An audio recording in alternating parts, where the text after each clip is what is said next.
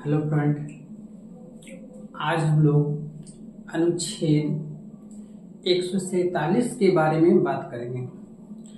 आखिर अनुच्छेद 147 क्या है?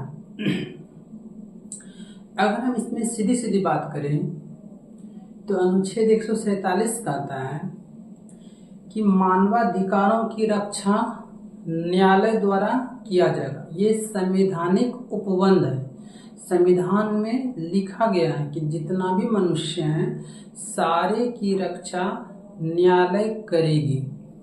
इसी अनुच्छेद के अंतर्गत अनुच्छेद 147 के अंतर्गत अब हम लोग एक हेडिंग बनाए हैं, तो देख लेते हैं, एक बार पढ़ लेते हैं कि क्या क्या इसमें लिखा हुआ है हमारे संविधान में।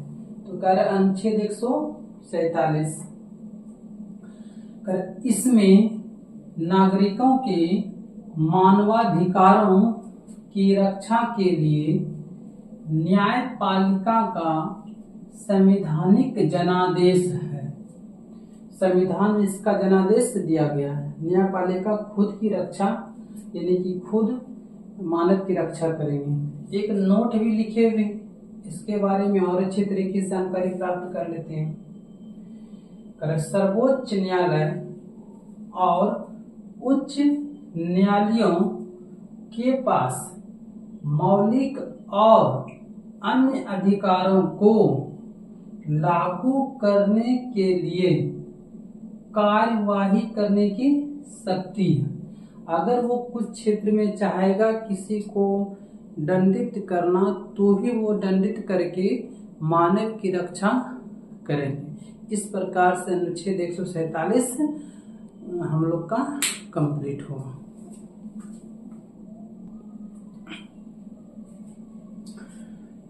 अनुच्छेद 148 अनुच्छेद 148 के बारे में बोला जाता है कि इसमें कहते हैं कि भारत में एक नियंत्रक महालेखा परीक्षक होंगे। ये सिंपल रूप से यही बोला गया। और जैसा कि हम लोग को पता है कि भारत में जितने प्रकार का सरकारी संपत्ति है सब संपत्ति को देख रेख करने का जो काम है वो नियंत्रक महालेखा परीक्षक का है। या किसी प्रकार की सरकारी संपत्ति हो, सारे की सारे संपत्ति को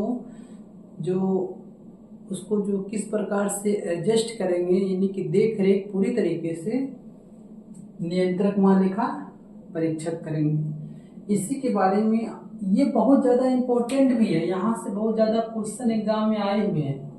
हालांकि ये डायरेक्ट ही क्वेश्चन आ चुके हैं कि भारत का नियंत्रक महालेखा परीक्षक होगा किस अनुच्छेद में। तो अनुच्छेद 148। अब टिक कीजिए, आगे बढ़े। वनडे एग्जाम में और बहुत सारे एग्जाम में आए हुए ज्यादातर क्वेश्चन। तो अनुच्छेद 148 क्या कि भारत के नियंत्रक एवं महालेखा परीक्षक की नियुक्ति एवं पद मुक्ति। एक तो वो नियुक्त होंगे, हाँ, दूसरा क्या होगा, उसको पद से मुक्त भी कर दिया जाएगा। दोनों एक ही अनुच्छेद के अनुसार। इसी का अनुच्छेद देखिए अनुच्छेद 149 है, नियंत्रक महालेखा परीक्षक से ही संबंधित है। इसमें क्या बोला, अगर हम नियंत्रक महालेखा परीक्षक को नियुक्त कर लिए तो अब उसको शक्ति क्या क्या होगा, पावर उसको किस प्रकार से दिया जाएगा, कौन सा पावर होगा, तो इसके बारे में चर्चा किया गया अनुच्छेद 149 में। नियंत्रक एवं महालेखा परीक्षक के कार्य एवं शक्ति, जो भी कुछ कार्य होगा तो वो किस प्रकार से काम करेगा, शक्ति होगा, तो इसके बारे में ये बोलता है अनुच्छेद 150। ये थोड़ा सा उससे डिफरेंट है। इसमें कहता है संघ तथा राज्यों के लेखा प्रारूपों के संबंध में राष्ट्रपति को सलाह, यानी कि जब धन का आवंटन होता है ना, तो इस प्रकार संघ और राज्यों के बीच में तो राष्ट्रपति से सलाह कुछ करना अनिवार्य होता है।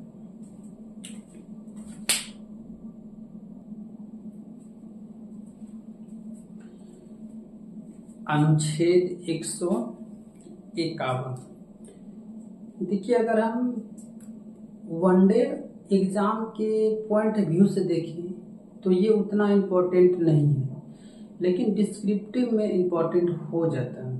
कंफ्यूज पॉइंट है, क्या कंफ्यूज है कि देखिए, हम लोग अनुच्छेद 151 करते हैं, कर अंगेक्षण प्रतिवेदन, ये उसको हम दूसरी भाषा में बोलते हैं संपरीक्षा प्रतिवेदन।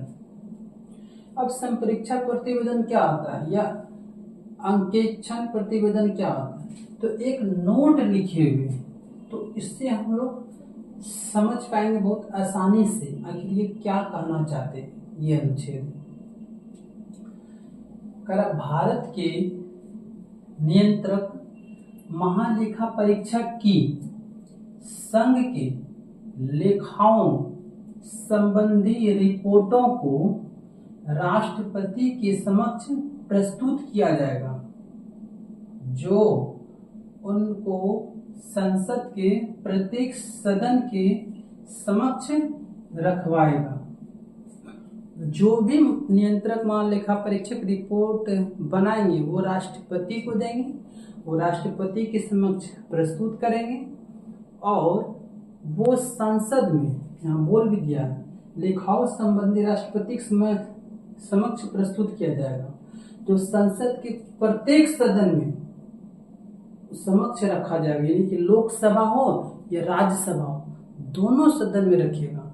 जहां कोई अगर क्षति हो रहा है, आप जान ही रहे हैं कि ये जो सरकारी धन का संरक्षक होता है, किसी भी धन का अगर कोई क्षति हो रहा है सरकारी संपत्ति, तो वो उसको अवगत कराएगा, किसको? राष्ट्रपति को। फिर राष्ट्रपति दोनों सदन में क्या करेंगे? उसको प्रस्तुत करेंगे, दिखाएंगे कि ये धन आपका, मान के चलिए कोई स्मारक है, राष्ट्रीय स्मारक है, वो क्षतिग्रस्त हो रहा है, तो दोनों सदन को बताएंगे, फिर उन पे काम किया जाएगा।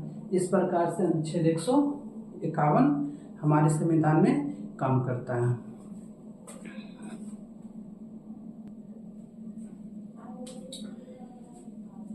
अनुच्छेद 152, अनुच्छेद 152 में कहा गया है कि राज शब्द को परिभाषित किया गया है।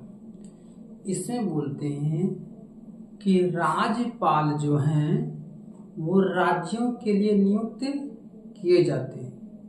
अब जो भी राज्यपाल का काम हो वो सारा अनुच्छेद अलग अलग है, तो अभी तो राज्यपाल के बारे में स्टार्ट ही हुआ है, तभी तो और भी अनुच्छेद हम लोग को पढ़ना है। राज्यपाल यहाँ से राज, यानी कि राज्य अब स्टार्ट हो गया।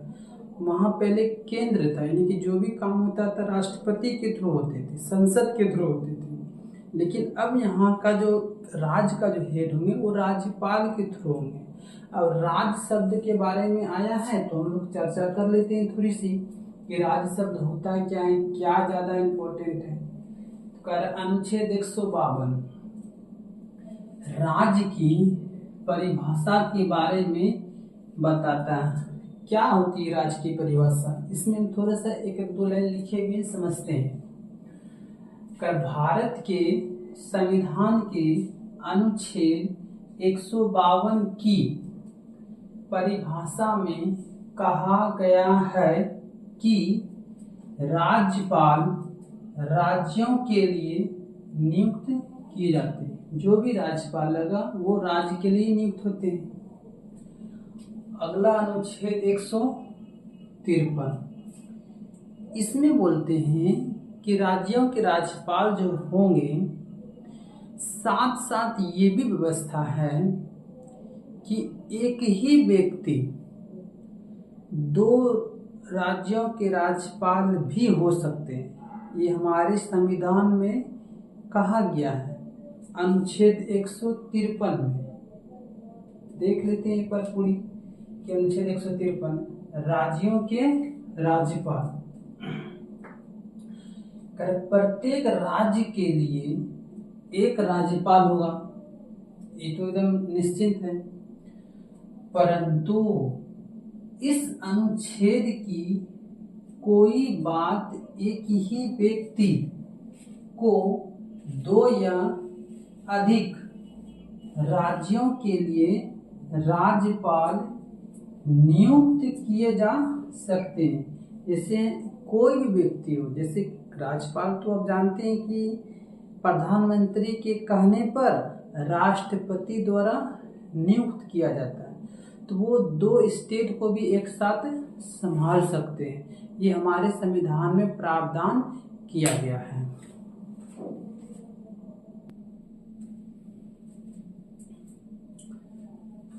अनुच्छेद 154। अगर हम अनुच्छेद 154 के बारे में बात करते हैं तो इसमें स्पष्ट रूप से कहा गया है कि जो काम केंद्र में राष्ट्रपति करते हैं, जैसे केंद्र में कार्यपालिका का जो प्रधान राष्ट्रपति होते हैं, वही सेम टू सेम काम राज्य में राज्यपाल द्वारा किया जाता है। तो इसी के बारे में हम लोग का अनुच्छेद दिया गया। तो अनुच्छेद 154, राज्य की कार्यपालिका शक्ति का राज्यपाल में निहित होना। जो भी कार्यपालिका शक्ति है ये राज्यपाल में निहित होगी। केंद्र में राष्ट्रपति में निहित होती है तो राज्य में राज्यपाल में निहित होगी।